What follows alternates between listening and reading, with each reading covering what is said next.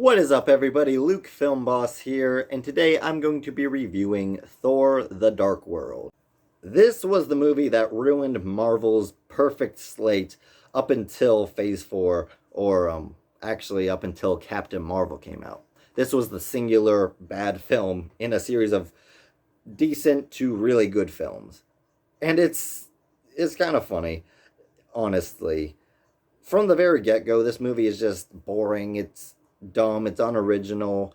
It has some decent original ideas. I can appreciate some things about this movie. It's not the worst thing ever, but the script just doesn't tie enough of it in to make it personal to the characters involved or make it like interesting with like character arcs or anything like that. From the get-go, the main villain is introduced through an opening dialogue of Odin, who's just explaining what the Dark Elves are and how there was this battle with his grandfather or something, and the Dark Elves were supposedly defeated, but actually they're just up in space in their spaceship for thousands of years. It's kind of like boring, confusing. It's like, why do we care? We don't. Nobody cares about this boring, dumb Dark Elf villain dude and his Dark Elves. It's just not an interesting plot. And then we go to Asgard, and it's kind of the aftermath of the Avengers. Loki's being put into prison. All of that, that's fine. That's good stuff. And then we see some pretty nice action of Thor dealing with a war that's been ensuing in the Nine Realms that kind of happened because of Loki's betrayal and all that. So that's fine. And then we go to Earth, and we get our boring Earth characters. We got Darcy, and she's fine. She's funny sometimes. She's kind of just there. And she's got a new intern who's just a boring guy that she kisses in the end. Don't ask. And then you got Jane Foster, who is having her own internal emotional struggle with the fact that Thor left her and didn't come back and yada yada. And so, yeah, and she's just doing science stuff with Darcy and finding out about these portals. And it's, oh, so mysterious, so mysterious. And we're figuring out what's going on in this plot. But yet, the incursion and these portals don't really have anything to do with the characters. It's just a scientific thing that's going on. And it's very boring and uninteresting. But it leads Jane Foster to walking through one of these portals, and she finds the ether of all things, which is the reality stone. It is one of the Infinity Stones, and it was hidden by Thor's great great grandfather something. And Jane Foster just stumbles into it coincidentally, and it infects her. And so Thor has to come down and take her up to Asgard, and then her father, or not her, Thor's father, basically says that she has no more right to be in Asgard than a goat has at a party or something. This movie is really weird, uh, but basically the Dark Elves break out of their sleep, their thousand some year sleep, because of the incursion happening. It doesn't really explain much of that. And then it's like, why do the Dark Elves want to get the ether? Because the ether apparently is dark matter, and it creates dark matter, even though later in the series, like Infinity War, we find out that it's just it just creates matter like to your will, like Thanos does. It's not just dark matter, it's just reshapes and imagines matter, basically. So there's a little contradiction there, but that's okay. So the Dark Elves, they're trying to get the ether. And why do they need the ether? Well, the movie tries to pretend like, oh, they just want to ensure their survival. They're trying to create their legacy, which is the survival of their race. And it's like, you guys have been alive for thousands of years. Why do you need the ether to ensure that? What am I missing here? What is the movie not telling me about the villain's motivation? Like, why do you need the ether? Why do you need to engulf all the nine realms in dark matter in order to ensure the survival of your race? Like, are there not girl dark elves? Can you not just mate and reproduce? Like, how does that work? Like, what are we supposed to be grasping onto here with this villain? Like, that is actually making us take this threat seriously, besides the fact that, oh, it's just a dark elf who wants to get the powerful thing to become powerful and take over the nine realms. Like, there's no motivation whatsoever. We don't even get a legitimate motivation to where he just wants to be powerful. No, he's got this fake excuse, him and the rest of the dark elves, this fake excuse that it will ensure their survival, but the movie doesn't explain how.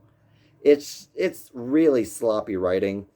Now, the second act, once we get into Asgard and Jane's in Asgard and Thor wants to protect her, and then the Dark Elves attack, and there's all these things happening, it actually gets pretty good in that middle section. It's not great by any means. It's still kind of just emotionless action.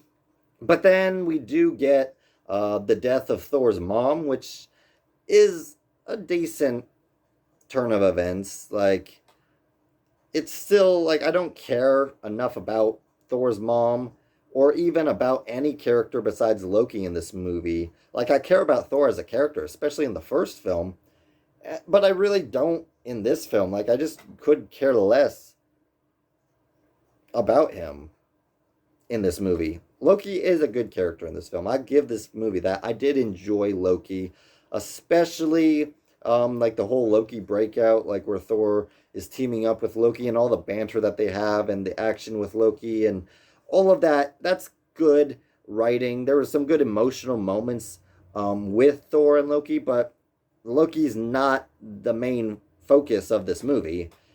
It's the Dark Elves and the incursion and saving the Nine Realms from being engulfed in this dark matter. And it's like, this is uninteresting. Half of the movie, maybe not half, but a lot of the movie is just dedicated to our human characters, like Erik Selvig, who is stupid. Our introduction to him in this movie, after seeing him in the first Thor, he's a good character. After seeing him in the Avengers, he is utilized very well in that. And then in this movie, our first impression of him is he's out running around naked on television, and then we get to him acting dumb in a hall full of inmates, and then we see him doing science stuff in Jane's house or whatever in his underwear. It's like, what is this? That's so cringe. That's disgusting. Why is this movie just doing that? It's not funny. It's nothing. It doesn't add anything to this movie. It's not funny. It doesn't improve the plot or the characters. There's nothing there. It's just Marvel being stupid for the sake of being stupid. I'd say this is probably the first time. I guess Iron Man 2 has that a little bit, but not to this extent. Just, I really wish that we could have just had an entire adventure on Asgard and these other planets. Like, why even bring the fight to Earth? I really could care less about a bunch of destruction happening on Earth for no good reason. It's not interesting. There's no reason for human characters to even be in this movie, aside from maybe Jane Foster, which was really shoehorned into the movie when she randomly stumbles upon the ether, and then it's ejected from her. Like, I think the Dark Elf's name is Malekith. He gets the ether out of her. So, like, we really don't even need Jane Foster for the rest of the movie, but of course the movie has to pretend like there was a good reason, and so Thor and Jane are about to get crushed by the giant Dark Elf spaceship, and then Erik Selvig just creates this portal thing that makes it crash down on Malekith instead. Like, not a very good movie. The third act uses the incursion, so we get all these cool portals where, like, the characters are flying and fighting, and they're falling into portals and going to different planets, and it's like, it's entertaining enough, but there's too much going on in between that's just uninteresting, and there's no emotional core or story arcs for anybody in this movie. There's a few things that are hinted at during the second act, but nothing's followed through, and it just ends on like a very stale, bland note. And it's just, this was the one case where Marvel just really didn't know what to do with the character, being Thor, or any of his side characters from the original movie, like the human characters. Honestly, Marvel should have just dropped them, because we see in Thor Ragnarok, they dropped the human characters, and the movie was all the better for it. If I'm being honest, it was actually refreshing to watch Thor the Dark World and be like, oh wow, Marvel movies, even the bad ones, actually used to look decent. Like, the cinematography is, it looks fine, it looks good, it looks professional. The CGI is actually pretty spot on most of the time. The visual effects are good. The settings, the sets, the production design, it's all pretty good, and it makes it at least a decently good film to look at. Whereas most of Marvel's films now are just so colorful and zany, and so much CGI flooding the screen, and half of it's bad CGI. There's just so much mess going on. It was refreshing to see that even the worst MCU film up until Phase 4 looks better than half of what Phase 4 has to offer. So I will say, Thor the Dark World has its merits, and compared to Marvel now, it actually looks golden. But it's still not the greatest movie. I still did not enjoy it that much. But it's worth watching if you're an MCU fan, I will say. And the end credit scene, I say, is probably one of the best end credit scenes that the MCU actually ever gave.